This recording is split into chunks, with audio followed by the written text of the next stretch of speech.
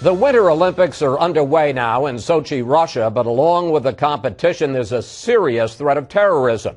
For more, we turn to two key lawmakers, Michael McCaul, chair of the House Homeland Security Committee, who's in Austin, Texas, and from Los Angeles, Congressman Adam Schiff, a member of the House Intelligence Committee. Well, the director of our National Counterterrorism Center talked this week and gave a threat assessment of the situation in Sochi. Let's listen. The greater danger from a terrorist perspective is in the potential for attacks to occur outside of the actual venues for the games themselves in the area surrounding Sochi or outside of Sochi in the region.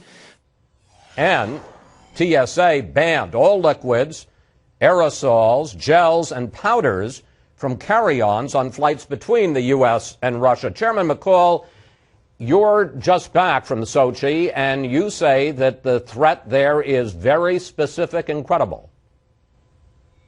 Well, it is specific and credible. Let me first say I was watching the Olympics last night, and we're rooting for Team USA to bring home the gold, but we also want them to be safe and secure while they're over there. My experience was that this ring of steel, as Putin calls it, the perimeter, very fortified, 100,000 security officers, military, special forces.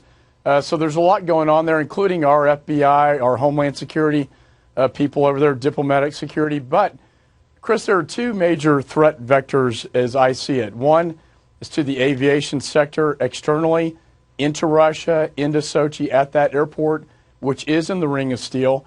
And the second threat, as I see it, is a threat of suicide bombers, these so-called black widows who are widows of Chechen rebels who have been killed by the Russians, as we saw, the most wanted pictures down there, potentially blowing themselves up or detonating explosives in transportation modes. And so that's what we have to be very concerned with. The Russians so far, I think, have been cooperative when it comes to external operations outside of Russia. When it comes to internal operations, I think less so. That's where we'd like to work more closely with them. Congressman Schiff, from the intelligence that you have received as a member of your committee, how dangerous is the situation in Sochi? Well, there certainly are a lot of risks, but I think they're manageable risks. If people stay where they're supposed to, they don't very often to uncharted areas, minimize the time that they spend in train stations, and minimize the degree to which they demonstrate where they come from. It wouldn't be wise, I think, to be broadcasting that you're from the United States. I think the risk can be contained. As Mike pointed out, those risks are probably greatest in the soft targets outside of Sochi. And I think that to the degree that people are mindful of their surroundings, I would go if I had tickets and enjoy the games. We aren't getting the kind of cooperation that we'd like from the Russians in terms of their internal threats. I think as a matter of Russian pride, they don't want to share that. As a matter of not disclosing their sources and methods to us, they don't want to share that. But it means that we're less effective in protecting our people. And that's a frustration.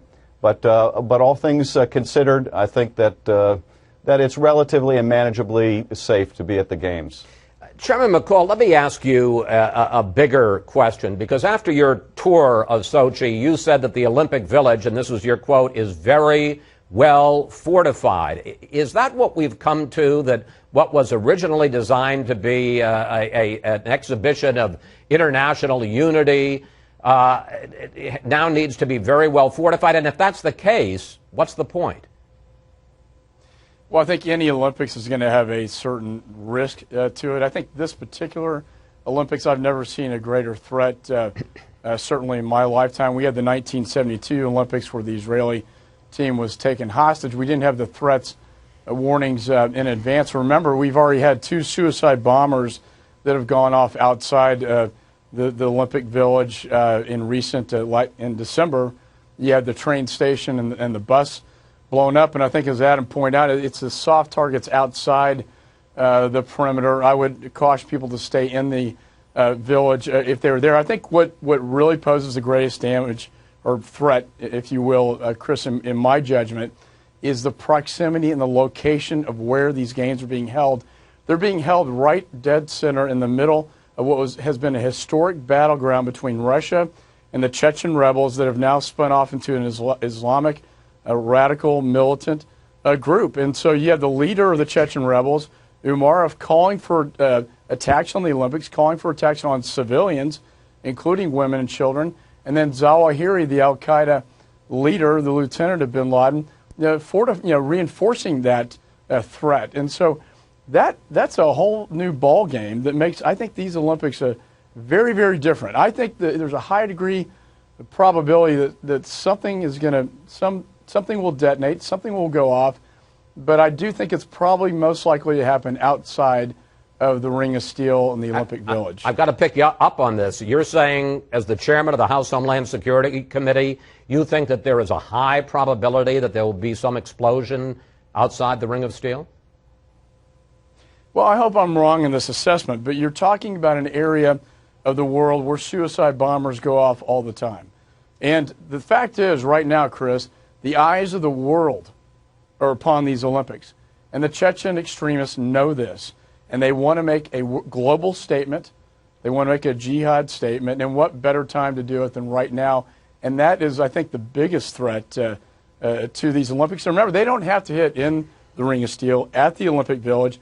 As long as they hit somewhere in Russia, to them, that's a victory. Let me switch subjects on you, because a lot of us found out this week about an attack on a substation, a power substation in San Jose, California last April, in which snipers knocked out 17 giant transformers. Congressman Schiff, this happened in your state of California. How sophisticated was the attack? What does it say about the vulnerability of our electrical grid, and what can we do about it? Well, it was a sophisticated attack. There's abundant evidence of pre-planning. The people that went in knew exactly what they were doing. They knew what they were going to shoot at to try to disable these transformers without blowing them up and attracting attention. They cut fiber optic cables in advance to prevent telecommunications. So it was sophisticated. We're hoping that this was not a dry run, but that's obviously a great concern.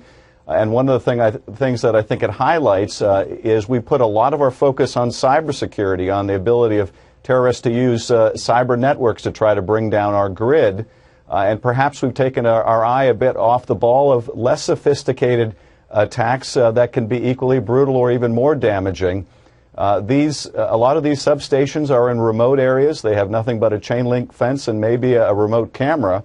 And I think what we can do about it is prioritize those transformers, those substations that would bring the greatest threat to the grid, protect those first. I think it's a limited number, probably less than 100, and then branch out from there.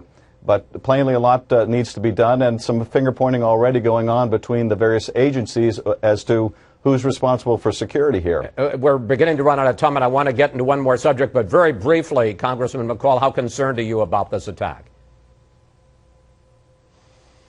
Well, anytime you have a power station under attack, both physical or by a cyber attack, and we just passed a cyber bill out of my committee last week, a very, very grave concern, because if the power grid is shut down, it takes a long time to restore that capability, and that would mean turning off power to large regions of the United States. So we have to be better fortified from a physical attack, but also, as my bill demonstrates, from a cybersecurity attack, which could take down, do far greater damage than Sandy did, for instance, in the Northeast, shutting down power grids over regions of the United States. So this is I don't want to, engage in hyperbole, but this is a very, the critical infrastructures in the United States, both power, both oil and gas, both financial sectors, are all under attack in the cyber world. And there are physical attacks, like you saw in California, that we need to do a better job protecting the nation. Gentlemen, I want to get to one last subject, and that is Syria, because there were reports this week that thousands of foreigners, including as many as 70 Americans, have gone over to Syria to fight alongside the extremists against the Assad regime, and may now pose a threat to the U.S. homeland. Here was a comment from the new Secretary of Homeland Security, Jay Johnson. Extremists are actively trying to recruit Westerners, indoctrinate them, and see them return to their home countries with an extremist mission. Chairman McCaul, how big a threat? Americans and other Westerners being trained in Syria and coming home to carry out jihad? I had this conversation with the Secretary, Jay Johnson, just last week before his speech, and we both agreed that Syria is probably the largest and most significant threat to the homeland security of the United States today. And the reason being is that we have so many jihadists pouring into Syria every day, training. They have training camps, military training camps. This is far surpassing the Fatah in Pakistan. This is becoming the worldwide training ground for terrorists. They're so concerned about Westerners, European, but also Americans who have traveled there with legitimate travel documents, who could come back into the United States or in Western Europe with this kind of expertise, with this kind of training, and pull off, a terrorist attack. And let's not forget the external operations they have. Right now, their goal is Syria, but after Syria, externally, they want to hit the West and the United States of America. Let me bring in Congressman Schiff. We've got about a minute left, Congressman. There's a growing sense that the Obama administration's international conference in Geneva isn't working, isn't going to solve the problem of Syria. Do we need a reset in the administration's policy, one, to oppose the Assad regime, two, to make sure that they live up to their commitments, which they aren't at this point, of turning over chemical weapons, and third, to address this growing extremist threat inside Syria, and especially the idea of them coming home to the U.S.? Well, first of all, that growing extremist threat that you mentioned that Mike was talking about is probably going to be the most pernicious threat to the country for the next 10 years. So it is a very serious problem. We're already seeing it in Egypt, where some of the jihadis trained in Syria are now attacking the Egyptian government. And, of course, they're trying to train people to attack us here on our homeland. In terms of the Geneva talks, they haven't been successful. In fact, no one has been successful here. Our policy hasn't. The Russians haven't been successful. The regime hasn't. The opposition hasn't. It's a bloody stalemate with horrific humanitarian proportions, of horrible proportions. Do we need a reset? It's hard to see what the reset will be. I'm not sure that the United States getting deeply militarily involved is going to contribute to an end to this conflict.